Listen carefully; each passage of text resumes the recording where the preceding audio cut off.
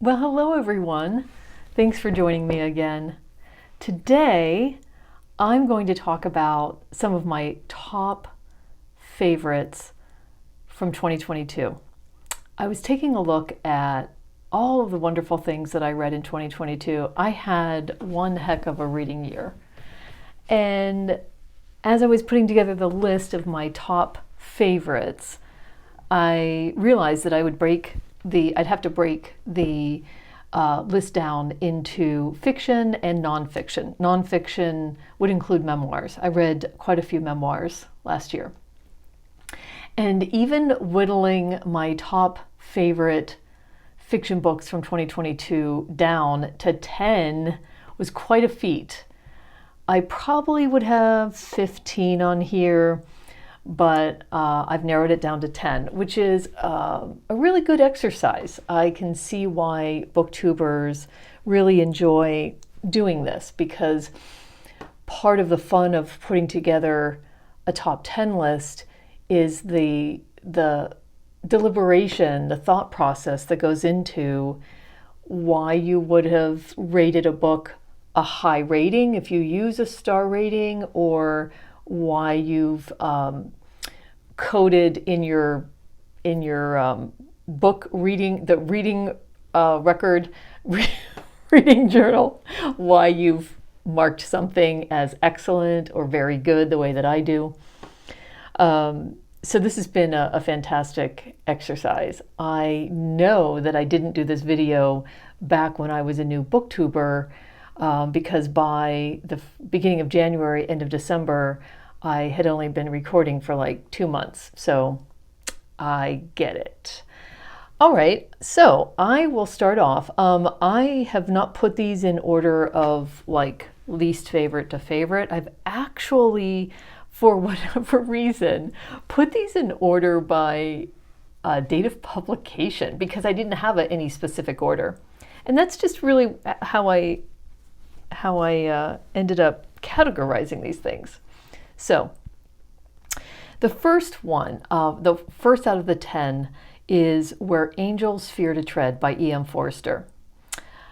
This was published in 1905, and I, just by the glory of Bookstagram, I joined in my first read-along, because I just joined Bookstagram in 2022, and there was a Forster read-along.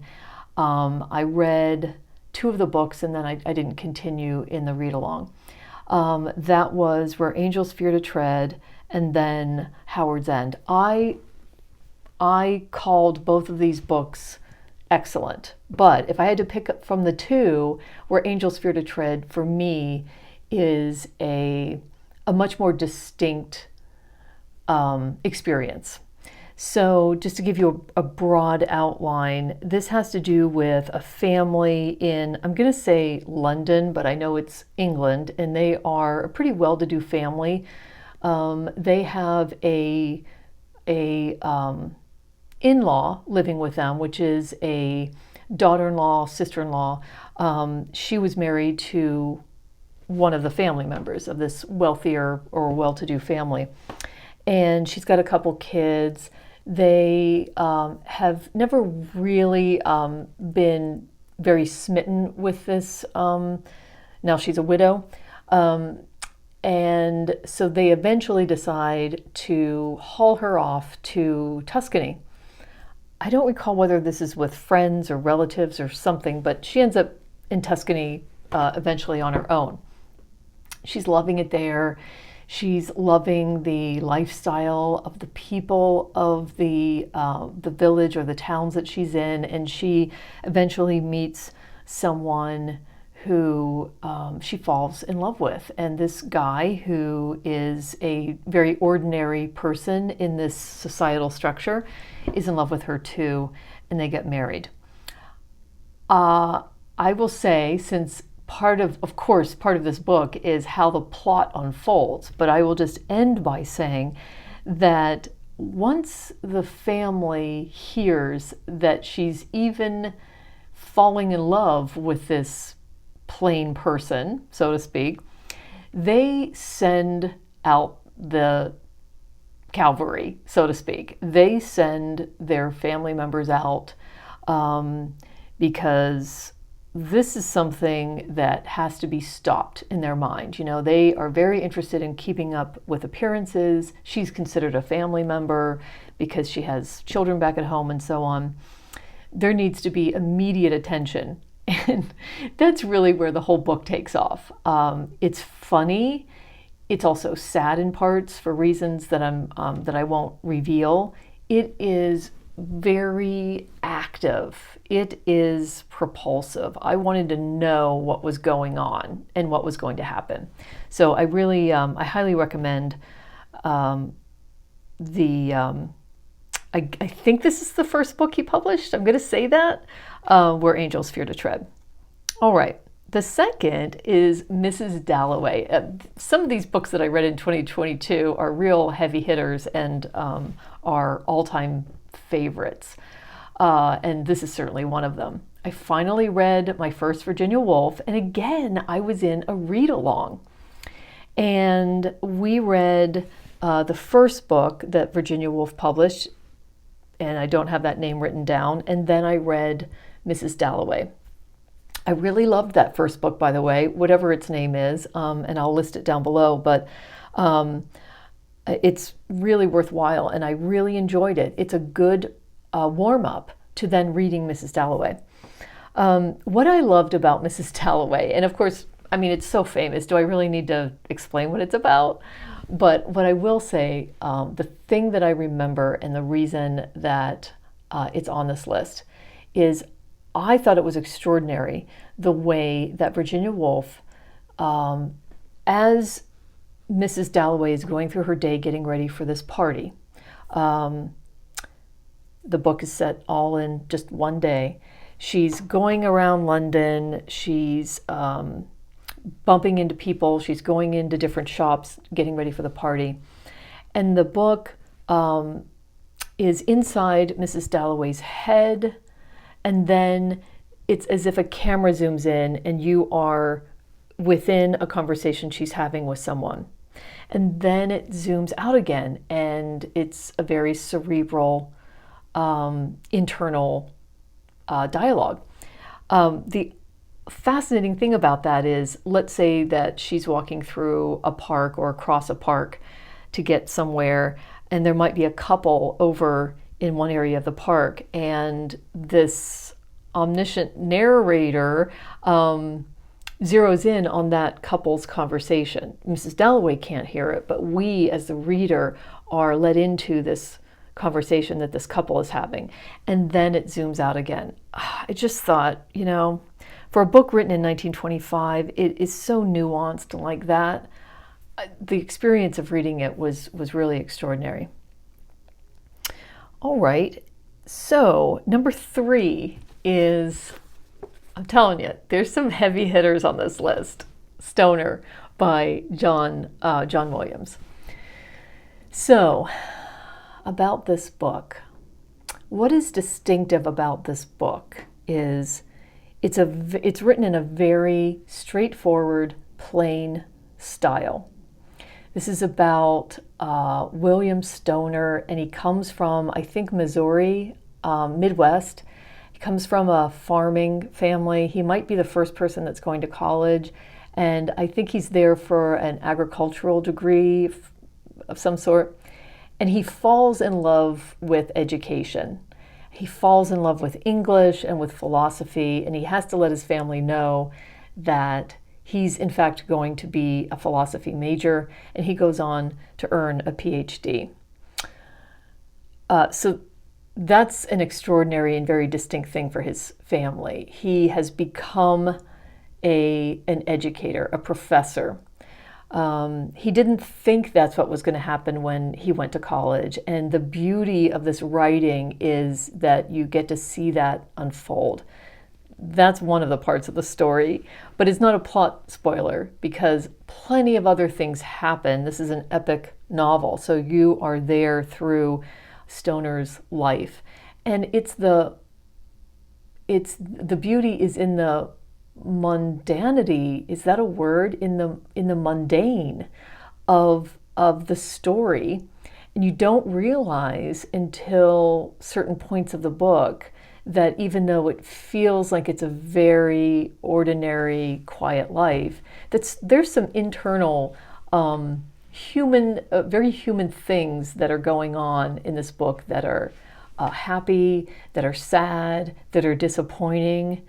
And it's all done in this very simple style. So the beauty and the complexity is in the simple nature of the writing. And it was such a beautiful experience. You just didn't realize until you were done with the book what you've just gone through with Stoner. It really stuck with me after I read it for a long time. And I feel like it's one of the rare books that I would read again. And I didn't say this actually happens before, it's set in a time period that's before World War I, because the draft for that war is going on when Stoner is a professor. All right, so that was 1925. No, I'm sorry. That was in the 1960s. Oh my goodness. I've blown up my timeline, but not too much. So just follow along. The next one, written in the 60s, is The Pumpkin Eater by Penelope Mortimer. I didn't know what I was getting into when I read this book. I knew it was famous. I had seen it all over Bookstagram. I should say that when I hear something about a book that I think I want to read, I don't do a lot of reading blurbs and listening to reviews and stuff. I just shut myself down from all of that and I just dive in. So I don't read the blurb until after I've read the book, stuff like that. Rarely, unless I've just accidentally done it. But this book is, I'm going to say that it was set in the 50s or 60s. It doesn't look like it is. It doesn't feel like it is from the name, The Pumpkin Eater. And the name of the book comes from the nursery rhyme. Peter Pumpkin Eater has a wife but couldn't keep her, something like that. And Penelope Mortimer is, they say that this is a semi-autobiographical novel, and I think what's really meant by that is she is using the female protagonist, who I don't think is given a name, as a representative of many women during this time, of a certain financial status, married to a certain kind of man in society. She becomes a certain kind of wife with lots of children. She's a homemaker. And what's happening to women of in this time period that are buttonholed into a role, and they're seeing their husbands interacting in society and sometimes doing great and important things, and maybe even becoming famous. The protagonist husband is I think he's a screenwriter, and she's becoming depressed, but she doesn't know what to do with that, like a lot of homemakers in this time period. Because they're of a certain stature, she doesn't have a lot of homemaking to do. So that's the tenor of the book. And even though this was written in the 60s, it has a feel and a relatability for today. That's what I loved about this book. She is certainly suffering from what feels like depression, and there are some really serious subjects that are broached in this story, and she's not sure what her husband's up to, things like that. This is another one where I feel like I could reread this because it's so juicy and there's so much there. And when you think about when it was written, and if you read about Penelope Mortimer, then it packs a punch. I do have her other book, Daddy's Gone A-Hunting, and that is also somewhat can be somewhat humorous, but has some various serious subjects in it, including abortion, which was illegal during this time. I do think that some people call this one a black comedy.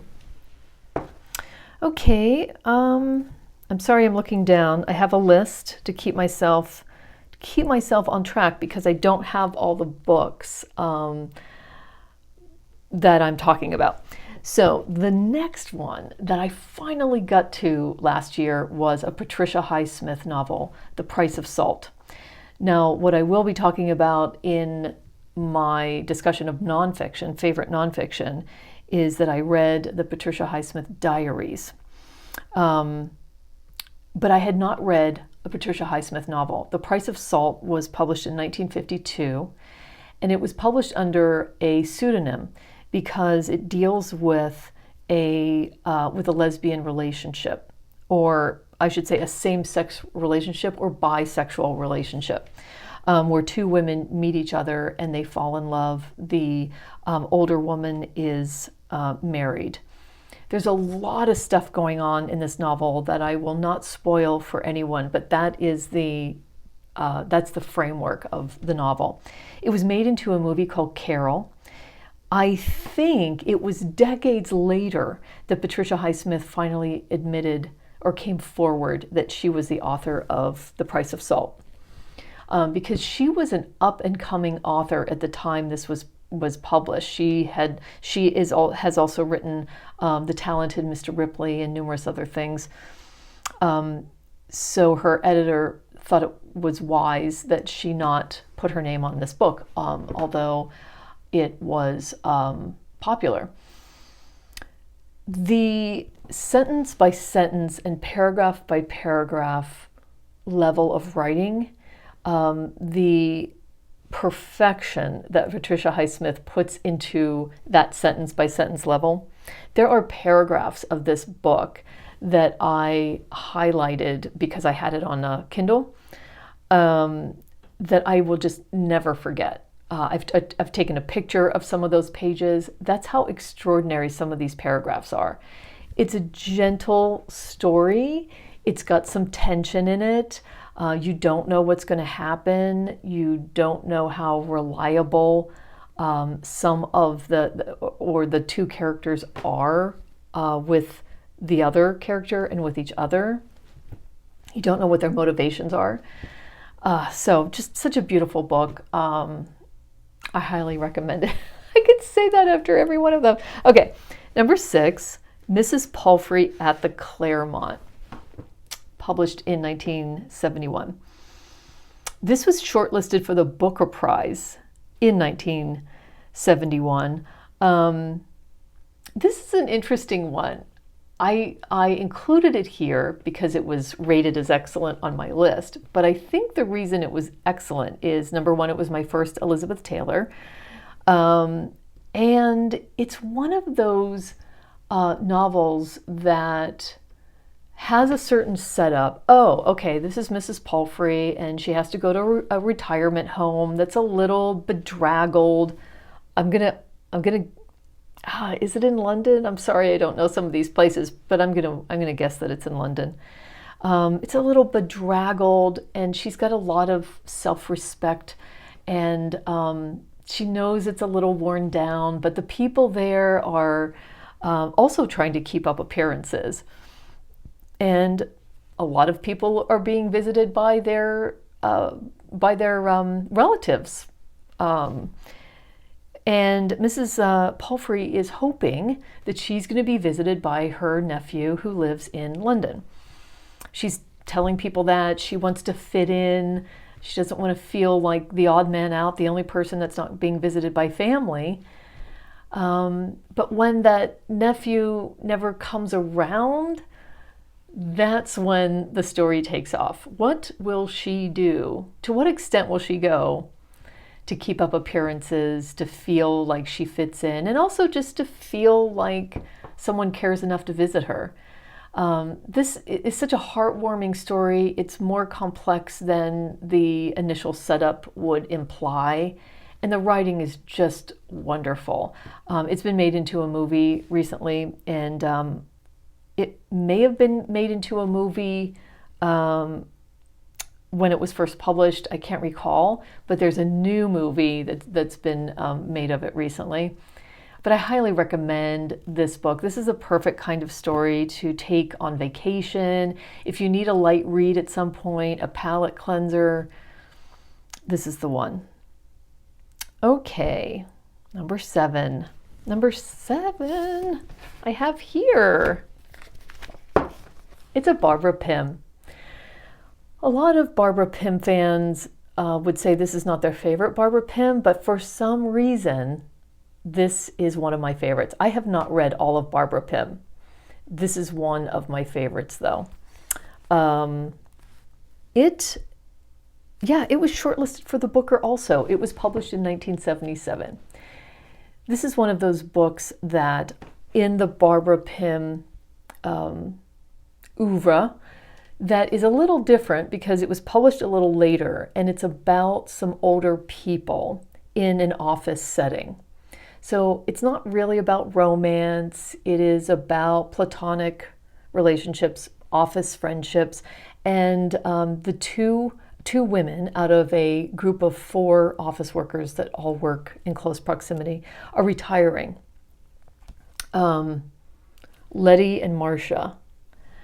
And it is a story about the office world and how relationships are formed around office routines and what we share with people in an office to the extent that we share things with them and all the things that we don't know about someone's personal life. So the 2 women, when they leave, are not being replaced. They know that from the beginning. And Barbara Pym delves into how each of the 2 women that retired, how they spend their retirement, how they view their retirement, what happens now when they're home and they don't have to go to work. Are they popping in and visiting the office at all?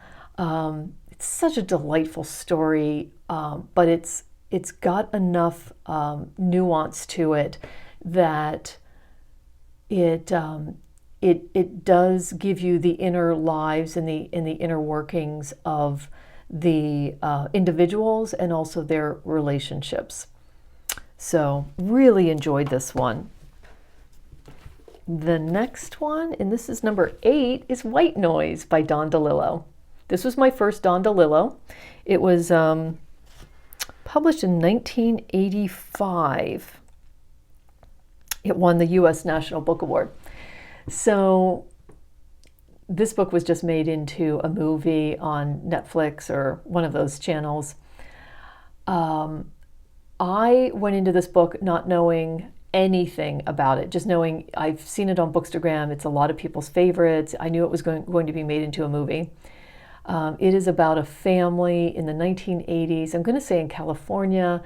The father is, so the parents are, I would say, in their 30s.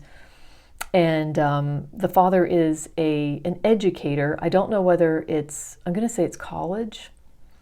And the wife is an aerobics instructor at a retirement home.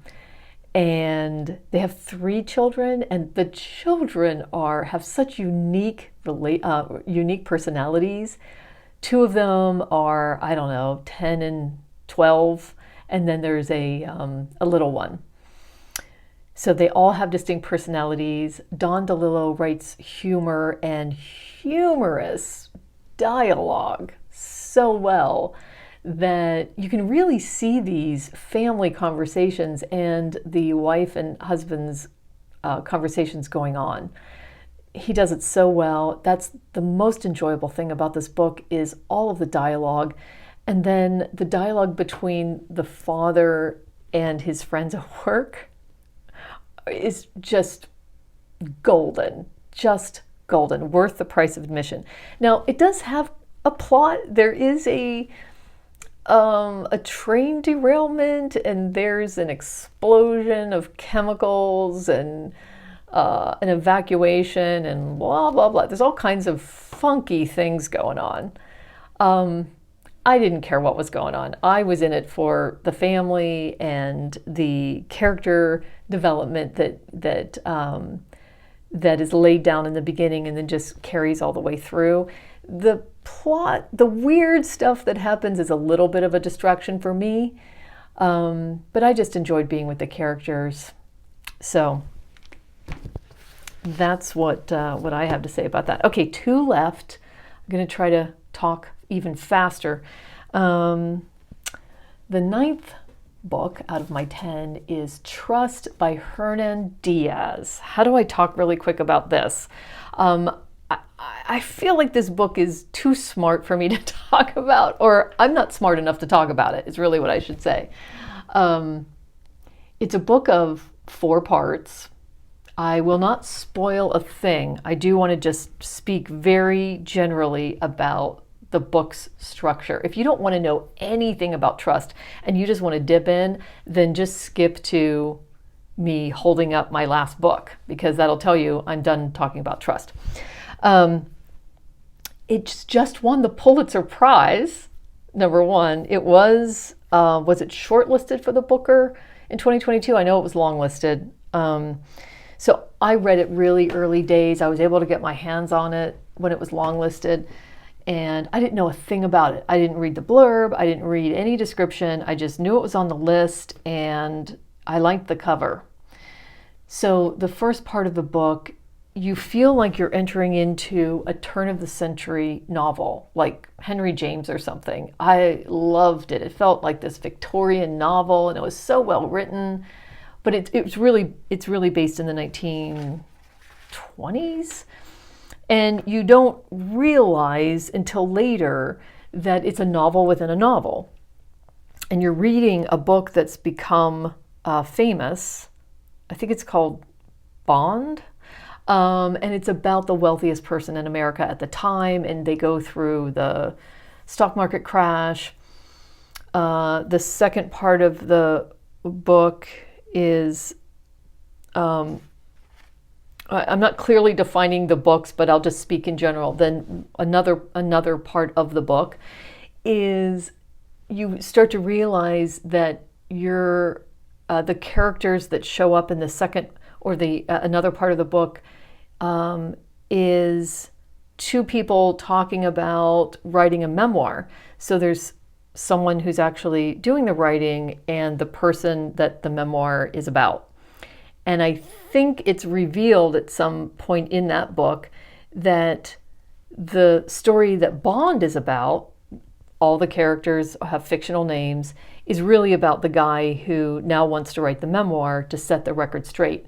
Because anybody reading Bond, I guess in this time, in the 1930s, knew that it was probably loosely based on this wealthy guy who actually exists. So that's interesting. And can we rely on the guy who is writing his memoir and using a ghostwriter, and who's reliable in that relationship? And then eventually you get to some letters at the very end, which is like this bomb that's going to blow up everything that you read, because now you're even guessing about anything that you've read before it. It is a puzzle within a puzzle. It changes frameworks. So I didn't sign up for that because, remember, I didn't know what the book was about. But man, once I was in it, I was in it. It's propulsive. Even with the changing of frameworks, it's all done so well. Hernan Diaz apparently really knows how to write. I mean, his first novel, I forget what it's called, Something in the Distance, was nominated for the Pulitzer Prize. So he's a really smart guy, if you've ever listened to interviews of Hernan Diaz. So the frameworks change, the narratives change, but it all just brings you along. It forces you to make decisions, and you have to guess. You are trying to solve a puzzle, but you're in really good hands. That's how I felt. I would like to own the book. This is a book I would look for used in softback, because I'd really like to read it again a little slower and experience it again. Okay, the last one is To Paradise by Hanya Yanagihara. First, I just saw Hanya Yanagihara in person on a couple days ago at the Pittsburgh Arts and Lectures series. She came in, she talked for 30 minutes, and then there was a Q&A session. And you talk about being able to get inside a writer's mind. She was mostly talking about the writing of To Paradise, but she talked a little bit about A Little Life because she was talking about her writing process in general and some of the common themes that she used across both of the books. So this book, again, I'm just going to talk very high level about the structure of it. But again, I dipped in without knowing a thing about it. But you guess from the start, because we're given maps, and the first map is a map of the United States, and it's breaking down the United States in a different way than we're constructed now. So you have the free states, which is Pennsylvania, New York, so on. You have the West, the Western Union, and then you have the colonies, which is the South and some of the Southwest. So you know you're in a different America. The first book, this is a book that's divided into 3 books, is set in 1893. The second is set in 1993, and the third is 2093, and all take place in a Washington Square in New York City, a Washington Square townhome. So the townhome stays the same, although part of the second book that takes place in Hawaii. The townhome stays the same. The people's names, the main characters, stay the same, but the stories are much different. The other thing about these stories is in 1893 and 1993, you're quickly learning very subtly through the writing that it's not the 1893 that we know about. It's an alternative 1893 where same-sex marriages are encouraged. So you know from the beginning that not only do you have the map to tell you that the U.S. is not the same U.S. as we know it after the Civil War, but that societal norms are different. At least in the free states they are. In 1993 is the height of the AIDS pandemic, and we're in New York City and also in Hawaii. And then in 2093, it is a world of rolling pandemics. And Hanya Yanagihara wrote this story and was writing the last section before the beginning of the pandemic. So I do not like fantasy. I don't like alternative worlds. I don't like magic realism. There is no magic realism in here. I think the thing that anchored me was the quality of the writing, the character development in all 3 sections. You are right in there with the characters and their personalities and their motivations. She can really set that stage quickly. And the fact that you have this mysterious reuse of the Washington Square townhome as a familiar anchoring point, and the fact that the characters are the same name. That's what really carried me through the book. It didn't matter that it was an alternative U.S., which I would usually never read.